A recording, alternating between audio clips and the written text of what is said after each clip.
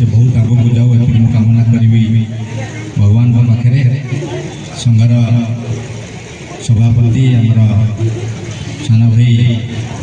शारदा पंडा महोदय समस्त कर्मकर्ता माने समस्ते कर्मकर्ता माने वरिष्ठ कर्मकर्ता माने आमर जिलार सांबादिक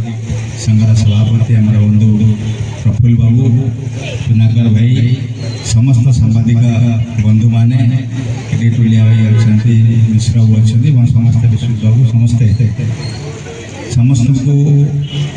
ये धन्यवाद जनइबी आपण मैंने निर्भरता करूना समस्ते कौटी ना कौटी इनवल्व होते कौन नहीं पारे ताहले बोध भी आपण हूँ सबुठ भल दिग बोध भी आपण सबुठ गोटे भल हथियार आम मान जो मैंने सालेपुर को बहुत आगे एक कथा को आपण मैंने सरकार पाखे पहुँचे पारे एक कथा को आपण मैंने सालेपुर बाहर कटक ओडिशा आज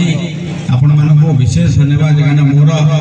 प्रबल जबरदस्त मधुबाबू प्रति आपण मैंने समस्त जानते एवं मधुबाबू ना आपण मैंने सामाजिक संघर्ष मधुबाबू कथा जब आम कह कथा कहले तो सर नहीं किंतु मधुबाबू ना जिते थर जिते मंच आपण मैंने नवा आम तो किसी हम आज पवित्र सालेपुर माटी मधुबाबूर माटी आज मधुमाटी सांबादिक संघर नूतन कार्यालय उद्घाटित है। बहुत खुशी जे सालेपुर माटी गोटे समस्त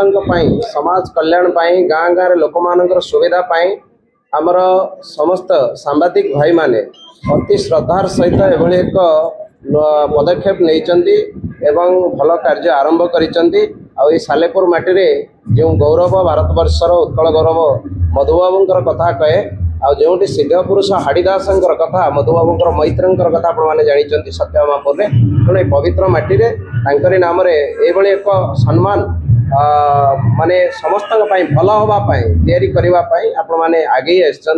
निरपेक्ष भाव में आउ बेसालिस भाव में माने आउ गोटे स्वाभिमान भाव में कम होती तेणु यहाँ गोटे स्वागत योग्य और आपर समस्त मंगल कामना करुच्ची साधुवाद ज्ञापन करुच्ची